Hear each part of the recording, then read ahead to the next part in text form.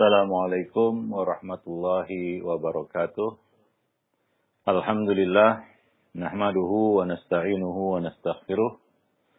Wa na'udzu billahi min shururi anfusina wa sayyiati a'malina may yahdihillahu fala mudhillalah wa may yudlil fala hadiyalah. Asyhadu an la ilaha illallah wahdahu la syarikalah wa asyhadu anna Muhammadan abduhu wa rasuluh. Ya ayyuhalladzina amanu ittaqullaha haqqa tuqatih wa la tamutunna illa wa antum muslimun. Amma ba'du. Fa inna ahsanal kalami kalamullah wa khairal hadi hadi Rasulillah sallallahu alaihi wasallam wa syarrul umur muhdatsatuha wa kullu muhdatsatin bid'ah wa kullu bid'atin dhalalah wa kullu dhalalatin finnar. Para pemirsa dan para pendengar Roja TV dan Radio Roja, kaum muslimin dan muslimat, rahimani wa rahimakumullah. Pertama-tama kita menjadikan puji dan syukur kepada Allah Subhanahu wa taala atas nikmat dan karunia yang Allah limpahkan kepada kita semua pada kesempatan pagi ini. Kita masih diberi kesehatan dan kehidupan, dan kita masih dijaga di atas Islam dan iman. Dan banyak lagi nikmat-nikmat yang tidak akan bisa kita sebutkan satu persatu. Wa in ta'uddu ni'matallahi la tuhsuha. Dan pada kesempatan pagi ini kita kembali akan membahas buku Mencetak Generasi Rabbani. Pada kesempatan pagi ini kita akan lanjutkan masih berkenaan dengan anak dan penguasaan dasar-dasar keilmuan. Satu pertanyaan mungkin yang sering terlontar dari para orang tua, ayah dan bunda adalah, apakah anak perlu menguasai ilmu dunia? Ya, kita sudah bahas kita katakan tingkatan ilmu yang mesti dilalui oleh seorang anak. Mulai dari ilmu-ilmu yang wajib seperti tentang dasar-dasar akidah dan lain sebagainya, itu sudah kita bahas. Demikian juga ilmu-ilmu alat yang akan membantunya untuk memahami agama, mulai dari kita katakan dasar-dasar yang berkaitan dengan Al-Quran dan hadis, dan juga ilmu alat seperti ilmu bahasa, mulai dari bahasa Arab sampai bahasa-bahasa lainnya. Nah, kemudian setelah itu, ilmu-ilmu yang lain, ilmu-ilmu dunia, apakah anak perlu dibekali dengan ilmu tersebut? Kalau kita lihat kondisi yang dihadapi oleh anak-anak kita hari ini maupun ke depan, itu suatu hal yang perlu kita bekali kepada mereka. Setelah kita letakkan dasar-dasar ilmu agama ini kepada mereka. Satu hal yang perlu kita ketahui adalah ilmu agama kita tidak bisa pelajari secara otodidak. Adapun ilmu alat, apalagi ilmu dunia, seorang anak itu bisa mempelajarinya secara otodidak. Dia belajar sendiri, apalagi sekarang dia bisa belajar lewat media-media lain seperti di internet dan lain sebagainya. Dan banyak kita lihat orang-orang yang sukses dalam ilmu-ilmu dunia, bukan belajar di jenjang pendidikan yang formal. Dia belajar dari sana sini dan dia menguasai beberapa cabang ilmu dunia. Dalam hal ini Nabi mengatakan, Allah berkata, "Wala tansa nasibaka minad dunya." Dan jangan kamu lupakan bagianmu di dunia. Artinya ilmu dunia juga merupakan satu hal yang perlu untuk diketahui. Dan Nabi juga berkata, antum a'lamu bi umuri dunyakum. Kamu lebih tahu tentang urusan dunia kamu. Apalagi ilmu dunia itu bisa bermanfaat bukan hanya bagi mereka, bagi anak-anak kita, tapi juga mungkin bagi umat manusia. Tentunya ini akan lebih baik lagi Maka dari itu, di sini kita akan bahas tentang satu hal yang menjadi pintu gerbang ilmu. Apalagi ilmu-ilmu yang bisa dipelajari secara otodidak. Kuncinya adalah gemar membaca. Inilah yang akan kita bahas pada kesempatan pagi ini. Poin yang keempat, kelima, dan seterusnya. Yaitu bacalah dengan menyebut nama Rabbmu. Ini adalah perintah pertama yang Allah turunkan kepada manusia melalui nabinya Muhammad sallallahu alaihi wasallam. Allah berkata, "Iqra bismi rabbikal ladzi khalaq. Khalaqal insana min 'alaq. Iqra wa rabbukal akram. Alladzi 'allama bil qalam. 'allamal insana ma lam ya'lam." Bacalah. Ini perintah pertama, perintah untuk membaca. Dengan menyebut nama Rabbmu yang menciptakan. Dia telah menciptakan manusia dari segumpal darah yang melekat pada dinding rahim. Hingga terjadilah proses seorang anak Adam, anak manusia. Bacalah dengan Rabbmu dan Rabbmu lah yang maha mulia. Yang mengajar manusia dengan pena. Dan dia mengajarkan manusia apa yang tidak diketahui. Yang tidak diketahui oleh mereka, oleh manusia. Ya, jadi ini perintah pertama. Ya, maka laksanakan perintah itu pada diri kita dan ajarkan ia kepada anak-anak kita. Ya. Nah, jadi membaca itu adalah pintu gerbang ilmu, kata orang-orang ya. Jendela ilmu itu membaca. Pintu gerbang ilmu itu adalah membaca. Dan sudah kita sebutkan, ungkapan untuk anak-anak yang pintar adalah kutu buku. Yaitu menunjukkan anak tersebut rajin membaca. Ya, nah demikian. Maka kita harus menanamkan ya hal ini pada anak-anak kita. Yaitu kegemaran membaca, suka membaca. Ya, apalagi ya kita kaum muslimin ya. Ya sangat kita katakan bertolak belakang. Seorang muslim justru malas membaca. Ya, ada doa, ada motivasi dari Rabb, dari Allah Subhanahu wa taala agar kita suka membaca. Berkaitan dengan ilmu-ilmu dunia yang bisa dipelajari secara otodidak, kuncinya adalah rajin membaca tentunya. Ya, rajin membaca, ya dari situ dia akan bisa berkembang. Karena ilmu dunia ya tidak mengapa kita pelajari secara otodidak, sebagaimana kita jelaskan tadi, ya. Tapi kalau ilmu agama nggak bisa coba-coba, ya. Kalau kita misalnya mempelajari sebuah mesin, ya kita bongkar secara otodidak, walaupun gagal merangkainya kembali ya nggak jadi masalah. Tapi kalau ilmu agama, ya kemudian kita salah memahami, kemudian salah mempraktikkannya itu berbahaya, ya.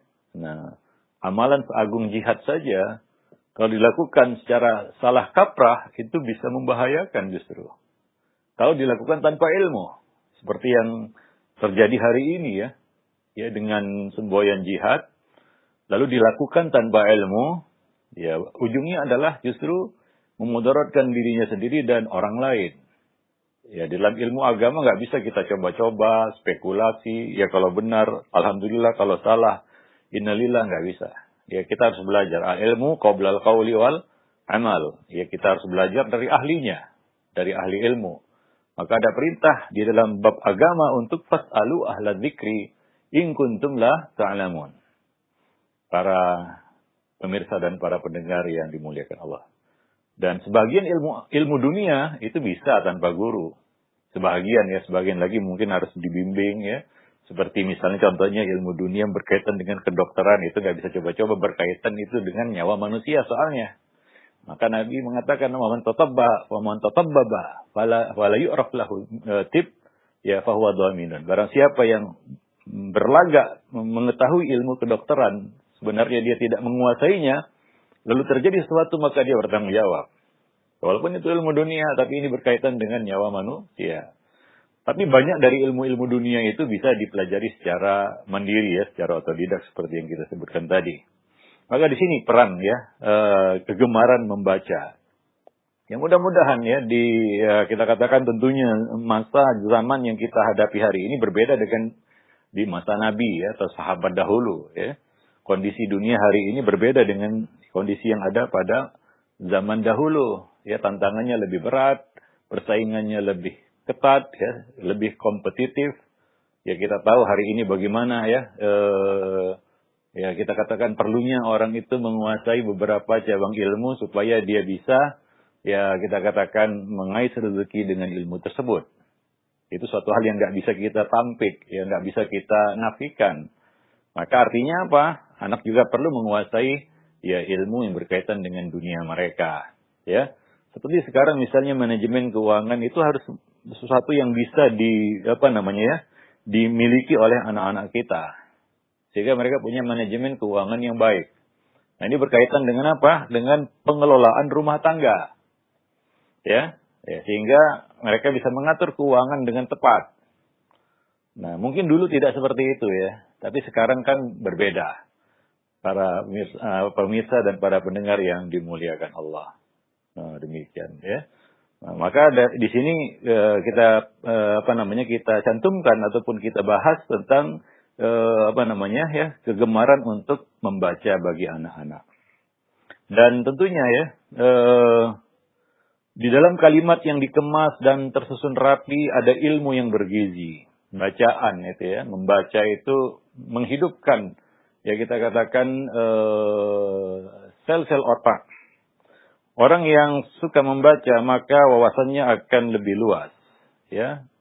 Nah, jadi kita lihat ya kemampuan seorang anak untuk memanage ya kita katakan emosinya, mengontrol emosinya itu karena ya dia orang yang suka membaca, ya suka membaca, sehingga mungkin dia bisa lebih mengendalikan, mengontrol emosi. Dan dia bisa berkomunikasi dengan baik. Ya, dia bisa berkomunikasi dengan baik.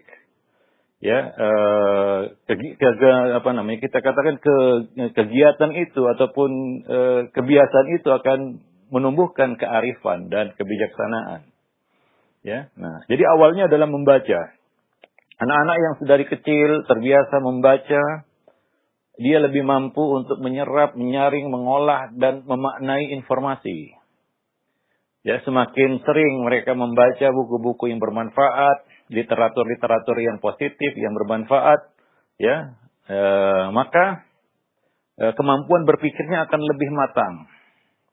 Ya, cara berkomunikasinya juga akan semakin baik. Nah, demikian, ya, mereka akan memiliki kerangka berpikir yang runut, yang kokoh dan rapi. Nah, itu dari kegiatan ataupun kebiasaannya membaca. Jadi membaca adalah kegiatan yang memberi rangsangan paling kompleks bagi otak dibandingkan kegiatan yang lain. Ini merupakan salah satu hikmah dan kita katakan hikmah di balik perintah Allah Subhanahu wa taala, Iqra bismi rabbikal ladzi khalaq. Nah, demikian ya. Banyak sekali aspek yang bekerja pada otak manusia ketika dia membaca. Dan penelitian ilmiah membuktikan bahwa bayi dan anak-anak yang dibacakan banyak buku setiap hari dapat melejit IQ-nya. Meningkatkan ya IQ-nya, ya. Nah, demikian. Begitu pula anak yang suka dan banyak membaca akan terasah kemampuan otaknya, ya. Nah, demikian. Itu merupakan kita katakan rahasia ataupun hikmah ya karunia Allah kepada manusia berupa panca indera, mata, indera penglihatan ya, sehingga manusia bisa membaca berbagai hal-hal di dunia, bisa belajar berbagai hal-hal yang dia lihat di dunia. Nah, di samping itu ya, membaca juga bisa mematangkan emosi dan kepribadian seorang anak. Ya, dengan pembelajaran membaca sejak dini, anak terbiasa berpikir ya dengan tertib ya. Nah, demikian, dan menggunakan pengetahuan yang dimilikinya untuk memahami sekeliling. Orang yang banyak membaca wawasannya tentu akan lebih luas ya, dan pada waktunya dia akan bisa merangkai ya maklumat-maklumat yang dulu dia baca ya.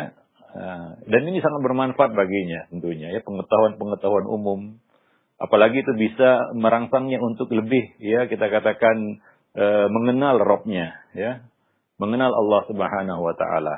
Jadi anak belajar untuk mengembangkan rasa ingin tahu. Ya, semakin sering orang itu membaca maka semakin besar rasa ingin tahunya. Ya, dan kita lihat ya, itu juga berpengaruh pada ilmu-ilmu din, ilmu agama.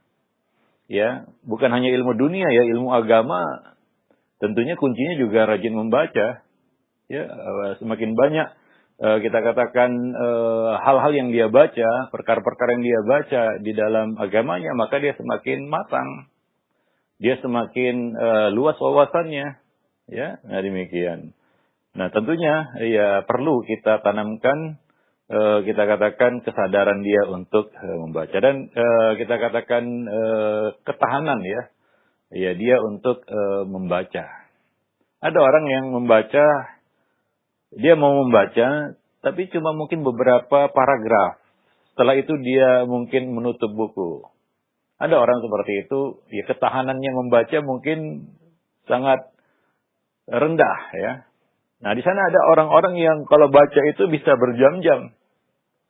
Ya, dia asyik larut masuk ke dalam buku yang dia baca ataupun perkara yang dia baca. Ya, dia mendapatkan kepuasan dari kegiatan aktivitas membaca. Nah, coba lihat anak-anak kita. Ya, sebagian anak-anak itu dia disuguhi buku, mungkin dia baca, dia bolak-balik. Ya, mungkin dia cuma hanya melihat gambar atau sesuatu yang mungkin menarik baginya. Setelah itu dia tinggalkan. Ada anak-anak seperti itu. Dan ada anak yang memiliki ketahanan membaca yang luar biasa. Nah, ini tentunya berkaitan dengan pembiasaan dari para pendidiknya tentunya ya. Nah, dulu ya ada materi, kita katakan materi pelajaran di sekolah ya, masuk perpustakaan. Ya, memasuki perpustakaan, membaca di perpustakaan, kemudian mempresentasikannya di depan kelas apa yang sudah dibaca. Dulu ada ya mata pelajaran seperti itu. Walaupun perpustakaannya ala kadarnya ya. Saya masih ingat waktu masih SD dulu ada mata pelajaran itu. Ya, masuk ke perpustakaan dan membaca. Ya, tapi sekarang sangat disayangkan. Banyak lembaga pendidikan yang tidak menyediakan sarana ini, yaitu perpustakaan. Ya, sehingga ya kita katakan bagaimana anak-anak ya punya kegemaran untuk membaca buku. Ya, nah ya sangat disayangkan sekolah sekarang lebih fokus untuk menyediakan sarana-sarana olahraga ya daripada perpustakaan. Ini sudah kita singgung sebelumnya dan kita singgung lagi di sini karena ini kita katakan gejala yang fenomena yang muncul ya di tengah-tengah kita katakan dunia pendidikan kita. Banyak sekolah-sekolah itu hingga juga sampai pondok pesantren ya yang lebih semangat ya untuk menyediakan sarana olahraga lengkap. Mungkin tuntutan dari wali atau juga karena persaingan dengan tetangga sebelah ya, pesantren-pesantren yang lain yang sudah punya fasilitas ini, wah kita belum, akhirnya berlomba-lomba di situ. Tidak ada mungkin atau jarang sedikit kita dengar ya lembaga pendidikan ya kita ambil contoh di pesantren yang bersaing dalam menyiapkan ya perpustakaan yang lengkap bagi sekolahnya. Nah, demikian. Nah, ini sangat disayangkan. Ya, karena salah satu fungsi dari keberadaan perpustakaan di sekolah adalah untuk menumbuhkan minat baca pada anak-anak. Ya, dan lebih dari itu, mereka bisa mengenal literatur ilmiah yang sangat banyak, sangat luas, apalagi berkaitan dengan ilmu agama. Ya, nah demikian. Wallahu a'lam bishawab. Jadi ini yang perlu kita tanamkan kepada anak-anak kita, sehingga mungkin dia bisa berjalan sendiri nanti.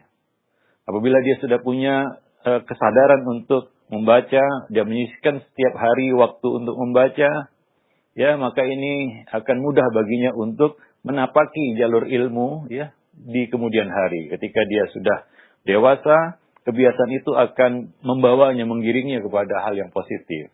Ya, nah demikian. Tapi bagaimanalah sekarang mahasiswa ya disuruh buat tesis ataupun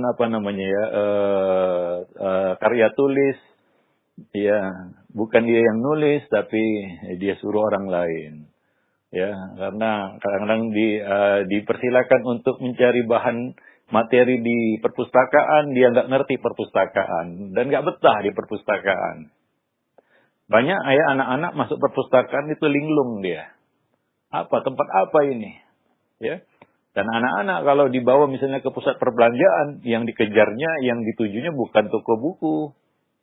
Ya, bukan toko buku, tapi toko mainan, toko hiburan, dan lain sebagainya. Ya, pernah kita sampaikan juga, ini dari, ya kita katakan, owner langsung ya, yang punya toko buku. Ya, saya tanya langsung, kira-kira yang paling banyak masuk ke toko buku itu rentang usia berapa? Dia berkata ya 50 tahun ke atas rata-rata, 40, 50, dan yang lebih banyak lagi 50 tahun ke atas. Ya, yang nyari buku, yang baca buku, yang beli buku. Remaja hampir bisa dikatakan tidak ada remaja yang tertarik untuk datang ke toko buku apalagi membeli buku. Ya, tertarik untuk datang ke toko buku saja tidak ada. Apalagi membeli bukunya. Apalagi membacanya. Ya, sekarang mungkin tempat yang paling favorit bagi remaja-remaja kita adalah kafe mungkin ya. Nah, apalagi ada wifi-nya gitu ya. Udah betah dia berjam-jam di situ, ya. Nah demikian. Nah, tentu saja ini yang kita inginkan ya. Peran dari orang tua di rumah dan juga guru-guru di sekolah. Ya, sekolah juga harus menciptakan ya suasana ya membaca di sekolah itu. Demikian juga di rumah, ya. Nah, demikian. Ya, hendaknya rumah kita ya dilengkapi dengan juga literatur-literatur yang bermanfaat sebagai bahan bacaan, perpustakaan mini kita katakan seperti itu ya. Nah, itu penting untuk kita siapkan di rumah-rumah kita ya. Nah, tidak hanya sarana-sarana hiburan. Nah, di sini poin yang ke-6 kita bahas faedah perpustakaan rumah. Ya. Kalau sekolah mungkin itu satu hal yang wajib ya. Tapi kalau di rumah ini satu hal yang sangat positif, sangat dianjurkan membangun perpustakaan rumah yang berisi banyak buku-buku bermanfaat, bacaan-bacaan bermanfaat. Terutama ilmu agama ya. Dan juga mungkin dilengkapi dengan ilmu-ilmu yang lainnya sebagai bahan bacaan. Ya, nah demikian. Sehingga anggota keluarga, ayah, ibu dan anak-anak di rumah ya ada ya kita katakan taman bacaan bagi mereka. Atau disediakan ruang baca ya. Ya, di mana berkumpul saling untuk membaca ya. Nah, ini adalah satu yang kita katakan hal yang positif yang bisa kita kita wujudkan di rumah-rumah kita ya, dan sudah sering kita singgung ya, kita lihat masuk ke dalam rumah kaum muslimin yang terlihat di dalam rumah mereka adalah hal-hal yang kadang-kadang anfaedah ya, atau sedikit faedahnya. Bahkan ada yang sebenarnya itu haram ya, seperti alat-alat musik ya, yang masih ada di rumah-rumah kaum muslimin ya. Tapi yang anfaedah tadi lebih banyak lagi ya, yang kadang-kadang ya itu tidak bisa dibeli dengan harga yang murah, artinya harganya mahal ya, sayang-sayang sebenarnya. Bahkan sebagian barang-barang yang perabotan rumah tangga atau pernak-pernik ya rumah itu masuk dalam kategori mubazir. Ya, mubazir. Ada yang hanya pajangan belaka dan ada yang justru menjadi ajang untuk berbangga diri. Ya, untuk bermegah-megah. Ya, misalnya memajang keramik-keramik yang dikoleksi dari luar negeri ya, hanya untuk memberitahu kepada tamu bahwasanya saya sudah ke sana kemari kan begitu ya. Itu yang sering ditampilkan di ruang tamu ya. Nah, sedikit yang ruang tamunya itu rak buku atau perpustakaan di situ ya. Nah, itu mungkin tidak menarik ya. Nah, ada yang mungkin mengatakan seperti itu kan rumah ustadz, syekh gitu ya. Kalau kita yang orang biasa nggak pantas seperti itu ya, nggak juga. Ya, saya tahu juga ada sebagian orang ya, rumahnya itu, ruang tamunya itu ya buku-buku. Dia bukan ustadz, dia bukan siapa-siapa, dia orang biasa.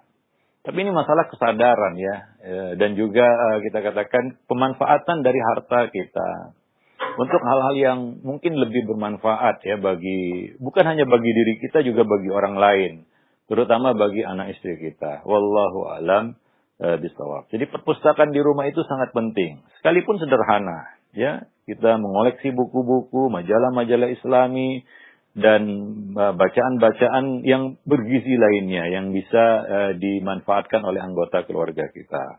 Nah, mungkin setiap orang tua biasa menyediakan kotak P3K di rumah. Wah, itu harus ada. Wajib ada katanya. Ingat ya, jika alat kesehatan ini amat penting untuk mengobati tubuh yang sakit, itu kan untuk penyakit jasmani itu P3K. Maka perpustakaan Islam tentu saja tidak kalah penting itu. Disediakan untuk mengobati penyakit-penyakit rohani, ya. Untuk mengobati akal yang lemah, jiwa yang lemah, maka perlu bacaan tadi. Ya, karena itu adalah ilmu. Maka jangan sampai ya kita katakan hal ini terlewat dari rumah-rumah kita. Wallahu alam bishawab. Jadi perlu ya kita wujudkan hal ini di dalam rumah kita. Dan tentunya menyediakan dan menyiapkan sebuah perpustakaan rumah itu bukanlah perkara yang sulit sebenarnya. Modalnya juga nggak begitu besar dibandingkan kita harus membeli lemari kaca, ya, tempat keramik-keramik yang kristal-kristal yang mahal itu, atau guci yang besar sebesar manusia bisa masuk ke situ, ya. Dan banyak lagi pernak-pernik rumah tangga yang ya kita katakan kebanyakan latah ya. Orang buat seperti itu, kita tiru juga seperti itu. Ya, misalnya ya seorang istri ataupun seorang wanita datang ke rumah temannya, dia lihat, wah begini begitu perabotan ini itu, lalu dia ingin tiru di rumahnya juga, kan seperti itu biasanya. Ya, nah demikian. Banyak latah.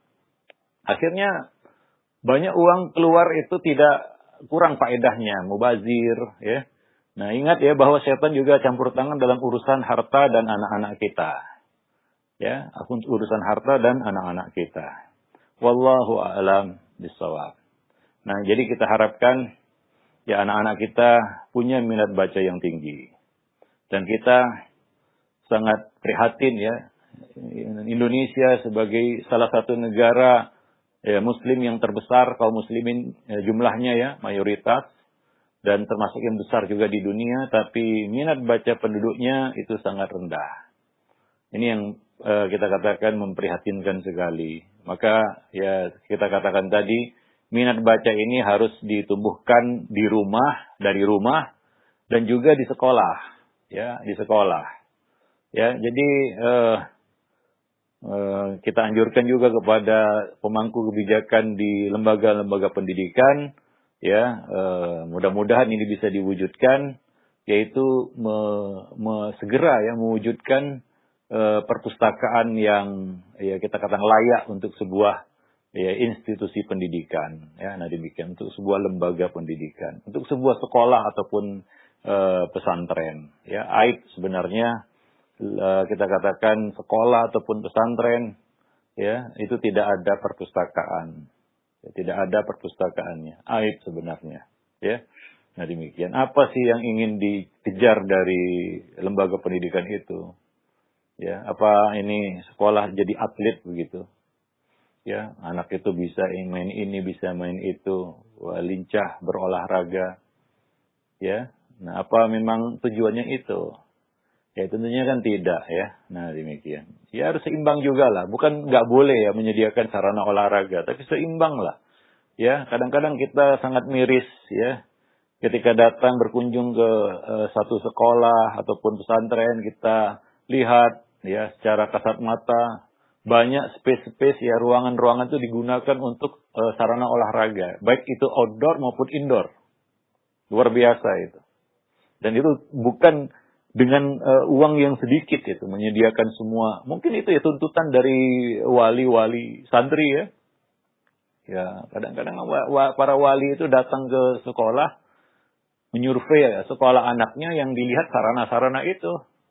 Jarang kita lihat Orang tua datang menyurvei sebuah sekolah, lalu dia lihat ada maktabah atau tidak. Yang dia lihat bagaimana ruangan tempat tidurnya, bagaimana dapurnya, bagaimana ruang makannya, apa menunya, sarana olahraganya, itu yang jadi fokus ya, yang disurvei oleh para wali. Nah, demikian ya. Dan ini mungkin juga berkaitan dengan kondisi di rumah-rumah mereka juga. Kalau rumah mereka nggak ada perpustakaan, apa mungkin mereka cari perpustakaan di sekolah? Ya, nah, jadi ini yang sangat memprihatinkan ya. Jadi berulang kali kita kita sampaikan ini supaya bisa diperhatikan oleh pemangku kebijakan di lembaga pendidikan ya. Wallahu a'lam bishawab. Para pemirsa dan para pendengar yang dimuliakan Allah, tadi sudah kita bisa bicarakan juga tentang urgensi ilmu pengetahuan dan teknologi. Ya, kita hidup di zaman seperti yang kita ketahui sekarang ini. Ya, ilmu pengetahuan dan teknologi berkembang begitu pesat. Kita nggak bisa memusuhi ilmu pengetahuan dan teknologi. Itu bukan sikap yang bijak juga. Karena sebagian orang antipati dan memicingkan mata, bahkan menutup mata dari yang namanya ilmu pengetahuan dan teknologi. Bahkan ada kesan seolah-olah ilmu pengetahuan dan teknologi membahayakan iman mereka. Ya, Ibnu Taimiyah mengulas banyak hal ini di dalam buku-buku beliau, yaitu tidak ada pertentangan antara ilmu yang ilmu yang saleh, yang sahih dengan naql, dengan kita katakan wahyain nas, agama yang sharih. Ya. Nah, demikian. Tidak ada pertentangan antara ilmu pengetahuan dan teknologi dengan perkara agama. Karena ilmu pengetahuan dan teknologi itu Allah yang berikan kepada manusia. Hanya saja mungkin kita memahami nas agama itu yang terlalu kita kan dangkal. Ya, sehingga seolah-olah ilmu pengetahuan dan teknologi itu bertentangan dengan ilmu agama. Sebenarnya tidak, saling kita katakan menguatkan satu sama lainnya. Ya, maka di sini salah satu hal yang perlu kita perhatikan juga adalah memberikan bekal bagi anak, modal bagi anak untuk menguasai ilmu pengetahuan dan teknologi atau iptek. Ya, nah, sangat indah jika iptek itu dibangun di atas iman. Ya, kata orang iptek dibangun di atas imtak gitu. Ilmu pengetahuan dan teknologi yang dibangun di atas dasar iman dan takwa. Ini seperti nurun ala nur, ya. Cahaya di atas cahaya, kebaikan di atas kebaikan.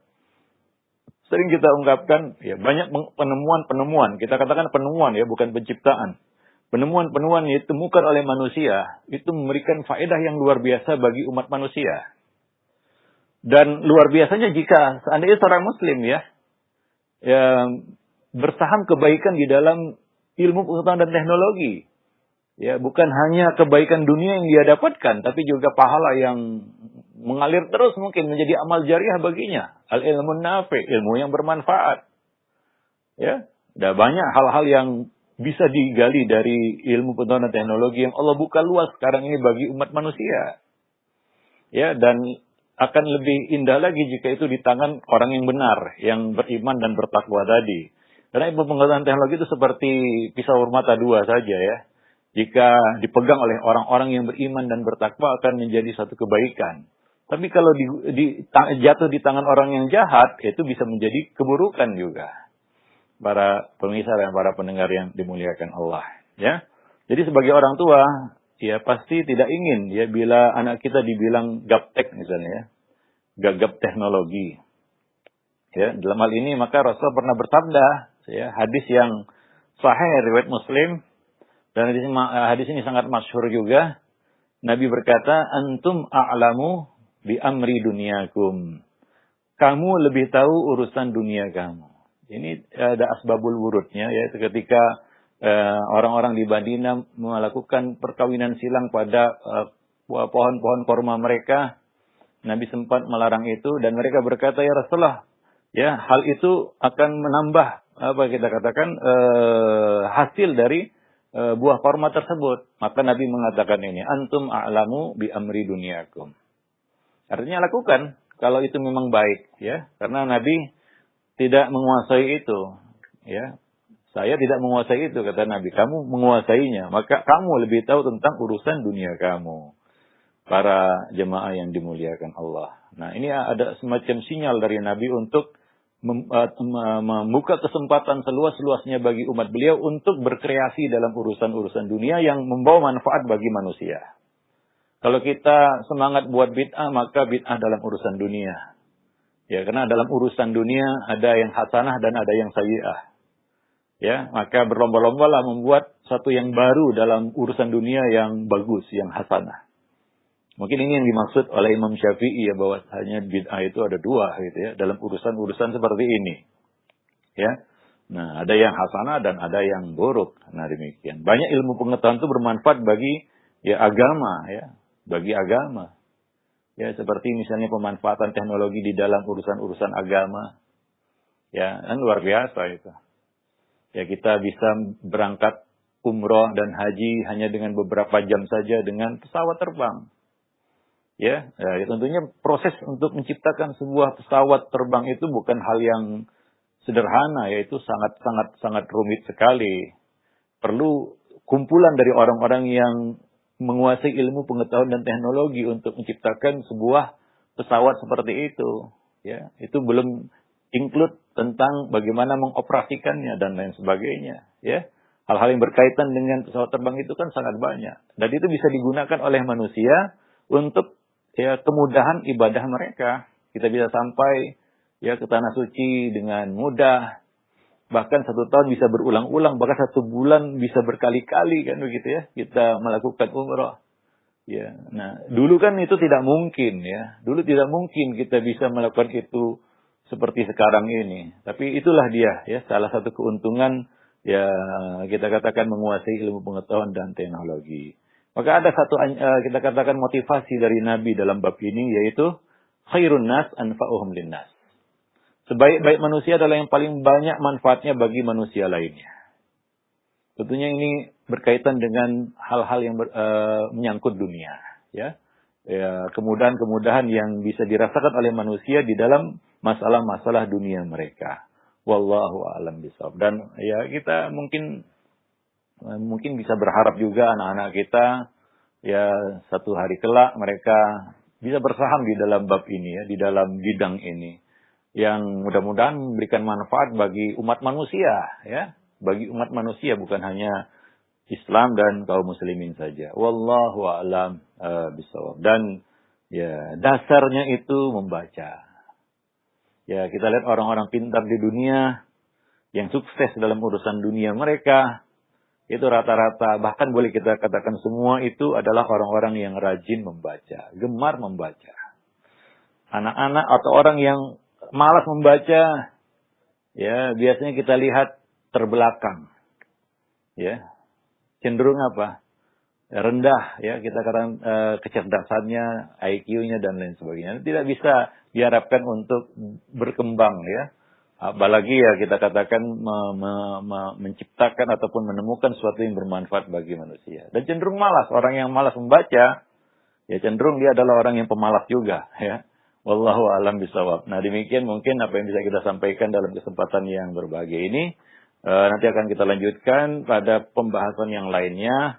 Yang ke-8 di dalam bab ini, yaitu bagaimana kita memberikan kebebasan kepada anak tapi terarah. Ya.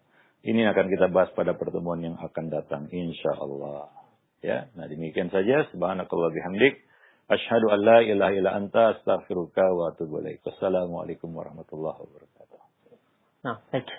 Insyaallah syukran jazakallahu khair pada Ustaz yang sudah memberikan materi yang sangat bermanfaat sekali. Telah kita simak bersama tadi pembahasan yang mudah-mudahan ini menjadi bekal bagi kita semua. Yang tadi telah disebutkan di awal, menjadi bekal ilmu yang bermanfaat yang bisa kita berikan kepada anak keturunan kita, menjadi mereka yang menjadi generasi yang soleh dan solehah. Baik, untuk selanjutnya kami buka sesi interaktif bagi Anda para pemirsa atau pendengar yang ingin bertanya. Silakan Anda bisa mengirimkan pertanyaannya di nomor layanan pesan singkat. Baik, yang pertama Ustaz, Ada pertanyaan dari Abdillah di Bekasi. Assalamualaikum warahmatullahi wabarakatuh. Ya Ustaz, sekarang ini ada beberapa sekolah yang menawarkan belajar agama saja. Dan di akhir tahun, kelulusan akan disediakan program kejar paket. Namun menurut pengalaman teman yang sekolah di sana, anak-anak mereka kesulitan melanjutkan ke jenjang sekolah berikutnya. Karena hanya belajar kurikulum pemerintah itu hanya sebentar. Apakah sekolah jenis ini baik untuk anak? Mohon penjelasannya. Ataukah lebih baik sekolah yang proporsionalnya agama atau lebih baik sekolah yang proporsional agama dan dunianya itu seperti apa, Ustaz? Mohon nasihat dan jawaban. Ya, ini mungkin salah satu hal yang sangat dilematis ya bagi para orang tua. Sebenarnya sudah kita singgung sebelumnya tentang penggalian bakat ya pada anak. Anak itu mau diproyeksikan kemana ya. Sehingga arah pendidikan juga semakin jelas ya. Ada anak yang memang mungkin dia punya bakat untuk ya menjadi seorang dai atau penulis atau apa yang berkaitan dengan agama kan begitu ya. Nah, mungkin dia bisa diseriusi di situ, artinya bisa dikhususkan untuk belajar itu. Dan tidak perlu ataupun kita katakan juga jadi buang-buang waktu kalau dia ya juga mempelajari hal-hal yang mungkin tidak menjadi minatnya juga kan begitu ya.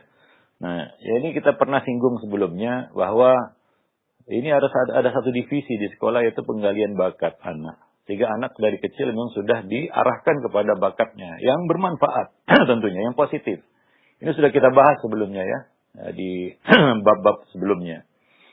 Nah, jadi ya mungkin ini ya, fenomena ini ya, kejar paket dan lain sebagainya, karena dirasa sekarang ini masih perlu ijazah itu. Ya untuk cari pekerjaan, kan begitu ya. Nah, ya jadi sekarang ini sekolah kan, orang sekolah itu ya untuk mengejar ijazah, dengan ijazah dia bisa cari kerja, itu dia. Ya kita katakan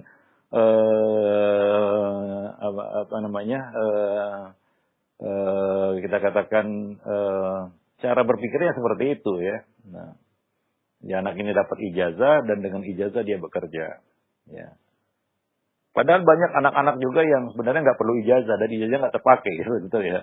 Ujung-ujungnya ijazah nggak terpakai kenapa? Karena sebagian anak mungkin punya bakat entrepreneur ya. Dia mungkin berbakat untuk menjadi seorang pedagang ataupun pebisnis dan dia punya kita katakan bakat di situ. Nah, dan ya itu tadi. Ya, manusia tidak memiliki kita katakan bakat yang sama. Ya, berbeda-beda. Ada yang memang bisanya ya jadi guru ya. Untuk diserahi tugas untuk berniaga ya hancur lebur perniagaannya. Nah, ada yang bisanya berniaga. Kalau disuruh ngajar pun ataupun apa dia nggak akan bisa berdiri di depan kelas dan berbicara di hadapan anak murid. Itu satu hal yang sangat berat baginya. Ya. Mungkin dia tidak punya bakat di situ. Jadi ini yang sebenarnya perlu dimiliki oleh lembaga-lembaga pendidikan kita. Yaitu divisi tentang penggalian bakat anak. Sehingga anak bisa ya dari kecil sudah diarahkan kepada bakatnya. Dan ini memang perlu ya SDM yang mumpuni ya. Yang cukup untuk itu. Wallahu alam bisawab. Ya, tapi kalau ya kita katakan untuk setakat ini atau sementara ini ya mungkin itu salah satu solusi ya. Anak itu bisa belajar agama dan punya ijazah gitu ya. Karena tidak mungkin dia dapat ijazah umum kecuali mengikuti ujian, ya ujian negara. Ya, nah, kebetulan disediakan paket-paket itu ya. Nah, hingga bisa dia kejar itu paket untuk mendapatkan selembar ijazah. Walaupun mungkin ya dalam kenyataannya, dalam realitanya, dalam kehidupannya juga saya tidak menggunakan ijazah itu sampai mati kan begitu. Wallahu a'lam bishawab.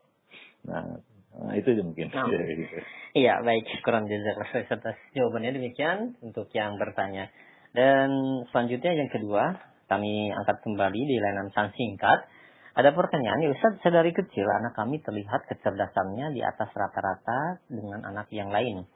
Tapi ternyata ketika anak tersebut beranjak besar, maka terlihat biasa saja.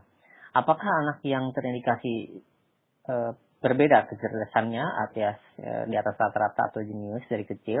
Namun jika salah dalam didikan, maka bakat tersebut akan mati terpendam. Jadi pertanyaan, akankah tetap ada kejeniusan itu dan bagaimana cara menumbuhkannya lagi? Ya, maka ini berkaitan dengan apa yang kita jelaskan tadi ya.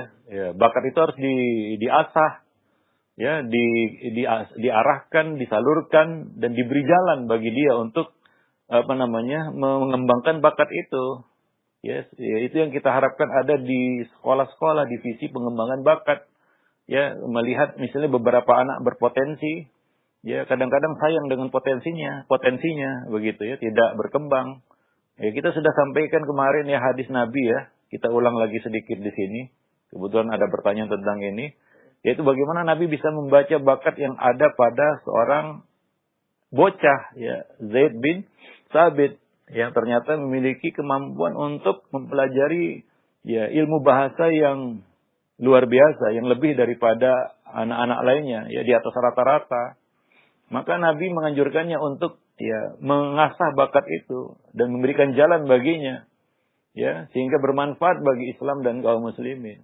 Ya, bayangkan seorang Zaid bin Thabit bisa menguasai bahasa asing, ya bukan bahasa ibu, itu bahasa Syriani dalam waktu cuma 2 pekan. Ya, 14 hari. Ya, ini sudah kita bahas secara panjang lebar kemarin ya. Nah, bahwa Nabi mengarahkan kita untuk bisa melihat bakat anak. Terutama para orang tua yang menyertai anak ini dari kecil. Ya, mungkin dia tahu keistimewaan-keistimewaan yang ada pada anak ini. Tapi sayang kadang-kadang orang tua tidak punya partner ya. Bagaimana dia bisa menyalurkan bakat anak-anaknya ya. Nah, sementara lembaga pendidikan juga tidak ya kadang-kadang juga tidak peduli dengan hal-hal semacam ini. Ya, maka banyak hal-hal yang perlu kita perbaiki dari kita katakan lembaga pendidikan kita. Bukan hanya sebatas mendapatkan ijazah selembar itulah prestasi. Ya, manusia dinilai dengan angka-angka yang kadang-kadang semu ya. Ya, hasil ujian atau hasil tes ya berupa angka itu kadang-kadang tidak akurat juga ya. Nah, tapi bakat yang memang secara real ada pada anak itu tidak tersentuh begitu. Nah, demikian. Wallahu a'lam bishawab. Jadi ya, itu yang kita harapkan dari lembaga pendidikan. Nah, misalnya ini seperti ini pertanyaannya, orang tua ini bingung dia. Dia punya anak, punya bakat lebih dari rata-rata, tapi mau salurannya di mana? Kemana mau disalurkan ini? Ya, karena tidak ada salurannya ya mentah. Ya, kalau pisau aja nggak diasah tumpul, gitu ya. Apalagi ya kita katakan otak manusia ya kalau nggak diasah tumpul juga. Nah, demikian. Ya, wallahu a'lam bishawab. Ya. Tapi ya untuk menuju ke arah itu mungkin ya perlu perjuangan juga ya. Ya, sekolah-sekolah harus berbenah diri terus. Ya, jangan merasa puas dengan apa yang sudah dicapai. Itu yang kita ingatkan kepada lembaga-lembaga pendidikan. Berarti tergantung orang tuanya juga mengarahkannya saja. Iya, tergantung orang tua. Orang tua pasti lebih kenal ya, dengan anaknya daripada orang lain.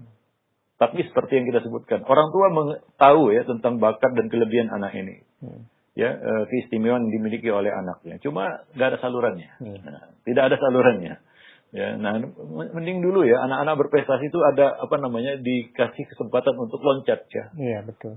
Bercepat ya Belajar tingkatannya begitu sehingga dia bisa berkembang ya lebih cepat lagi begitu ya. Karena kalau dia ikuti anak-anak yang normal mungkin enggak dia jadi jadi tidak semangat juga kan begitu ya. Nah, demikian.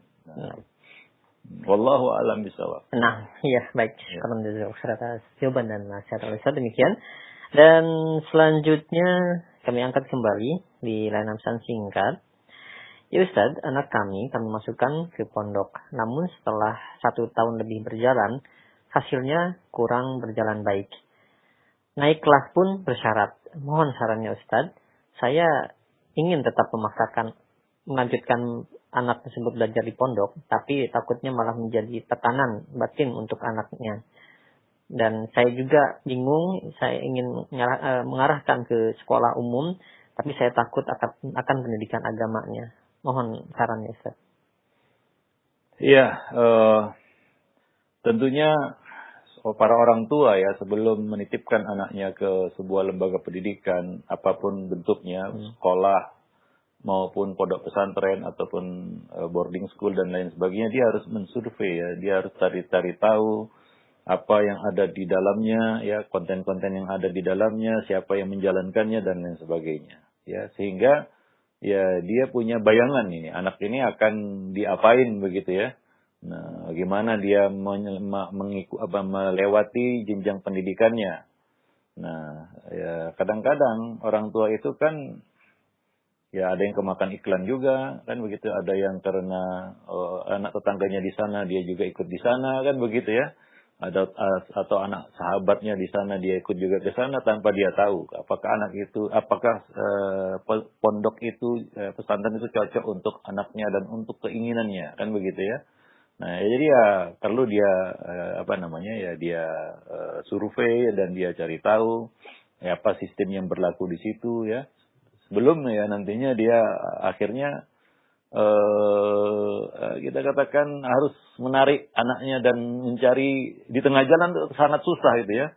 Menarik anak dari sebuah sekolah kemudian memasukkannya ke sekolah yang lain itu kan perkara yang ya sulit juga ya, ribet itu. Banyak hal-hal yang perlu diurus untuk itu. Nah, demikian. Wallahu a'lam bishawab. Ya kadang-kadang ada pondok itu ya standarnya tinggi ya. Sementara ketika dia masukkan anak ke pesantren itu ataupun ke pondok itu, anak itu tidak punya dasar hingga dia keteteran misalnya ya, untuk mengikuti pelajaran yang ada di situ. Mungkin ini nggak cocok bagi anaknya di situ. Ya kadang-kadang gitu, wah belajar ini belajar itu. Ya ada yang SMA sudah belajar Ibnu Aqil kan begitu ya.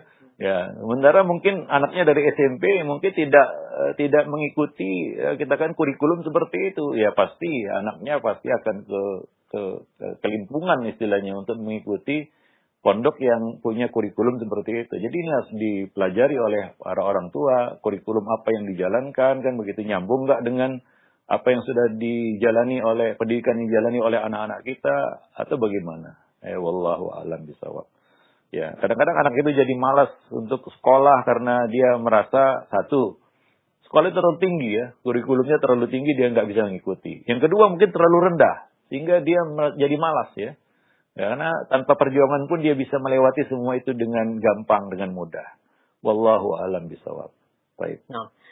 Iya, baik, syukran jazakallahu khairan atas saran dan nasihatnya. Dan selanjutnya mungkin kita akan coba Ustaz ya untuk layanan telepon karena ini kita menggunakan fasilitas yang saya diinginkan. Baik, yang pertama yang mohon maaf yang untuk selanjutnya kami ajukan pertanyaan kembali. Assalamualaikum warahmatullahi wabarakatuh. Ya Ustaz, saya memiliki anak yang akan beranjak masuk sekolah tingkat SD. Dari ibunya ingin nanti saja masuk pondok itu tingkat SMP. Namun dari saya ingin dia dilatih dari kecil pondok itu masuk ke dari tingkat SD. Nah, baiknya bagaimana Ustaz? Mohon jawaban dan sarannya. Iya, mungkin untuk tingkatan SD memondokkan anak itu sangat berisiko ya. Apalagi kondisinya kita jauh dari anak. Ya, ada sebagian orang tua yang mau berkorban, anaknya dipondokkan, lalu dia nempel anak istilahnya ya. Artinya dia juga ikut hijrah ya, ikut pindah ke dekat tempat pendidikan anaknya. Ya, sehingga dia bisa mengontrol, dia bisa bisa mengawasi ya secara dekat ya perkembangan anaknya. Tapi kalau dilepas jauh, ya itu yang sangat berisiko sebenarnya. Apalagi tingkatan SD ya. Anak itu perlu kasih sayang orang tua tentunya. Dan itu tidak bisa dititip. Dan sudah kita kita jelaskan berkali-kali mungkin ya. Bahwa kasih sayang itu tidak bisa dititip. Misalnya kita katakan kepada guru di pondok, ya Ustadz, tiap pagi belai kepala anak saya dan katakan ini dari orang tuanya. Gitu. Nggak bisa kan. Ya, nah jadi kasih sayang itu harus langsung dia diberikan ya. Nah, jadi sebagian orang tua ada yang berkorban gitu ya. Dia ikut pindah ke dekat pondok pesantren, ponpes anaknya. Untuk bisa menempel anaknya, lebih dekat atau dekat dengan anaknya. Tapi ada sebagian orang tua juga peduli. Ya, dia buang jauh-jauh anaknya dan dia cuma dapat berita aja. Ya kadang-kadang pun SPP juga telat-telatan kan gitu. Nah, telat membayarnya kan gitu. Dan ini kan sangat berisiko ya. Dia nggak tahu bagaimana perkembangan yang terjadi pada anaknya. Maka saya katakan memondokkan anak, ya itu perlu pengorbanan dari orang tua. Ya, ya kalau bisa ya kita memondokkan anak dalam tingkatan usia seperti itu. Ya kita nggak jauh-jauh dari mereka. Ya, bisa ikut pindah juga di samping pondok atau di dalam lingkungan pondok itu mungkin ya masih memungkinkan lah, masih mending lah kita katakan ya, atau masih bisa di bawah pengawasan kita. Tapi kalau jauh kita nggak tahu apa-apa, ya apa yang terjadi pada anak kita, bagaimana perkembangannya, ya tentunya ustadz-ustadz di pondok itu juga tidak bisa mengenali secara lebih detail dalam tentang anak-anak kita kan begitu ya. Nah ini sangat sangat berisiko sebenarnya ya. Nah demikian. Wallahu a'lam bishawab. Nah beda halnya kalau tingkatan usia yang dia sudah bisa dilepas jauh. Memang waktunya dia merantau ya, misalnya tingkatan SMA, dia sudah matang, dia sudah baligh dan kemungkinan juga dia sudah rusyad, sudah bisa mengelola keuangan sendiri. Itu lebih lagi. Itu jangan ditahan di rumah. Itu harus dilepas keluar ya. Itu waktunya dia untuk keluar, apalagi anak laki-laki kan begitu ya, ada tradisi di lingkungan di tempat kita ini namanya merantau kan begitu ya. Nah demikian. Tapi kadang-kadang orang tua itu raja tega, anak yang masih kecil dia lempar keluar, kadang-kadang karena dia nggak ingin diganggu anaknya. Nah begitu anak itu sudah matang, waktunya untuk keluar, waktunya untuk merantau istilahnya ya, justru dia tarik ke rumah untuk bantu orang tua alasannya. Banyak anak-anak yang ya udah matang dan jadi ya qadarullah jadi dia di pondok ya, dan ingin melanjutkan mungkin ke jenjang pendidikan yang lebih tinggi, tapi orang tua manggil ke rumah untuk bantu orang tua. Ya, ini kan orang tua yang mau enaknya saja kan begitu ya. Nah, jadi jangan jadi raja tega lah gitu ya. Kasihan anak-anak itu. Ya, pada saat dia butuh kasih sayang kita lempar dia. Pada saat dia perlu untuk berkembang justru kita tarik dia. Ya, bagaimana? Iya, terbalik ya. Baik, wallahu a'lam bishawab. Ya, kita cukupkan dulu sampai di sini pertemuan kita pada kesempatan pagi ini. Mudah-mudahan bermanfaat. Aku qouli hadza astaghfirullah li wa lakum sayyidul muslimin innahu huwal ghafurur rahim.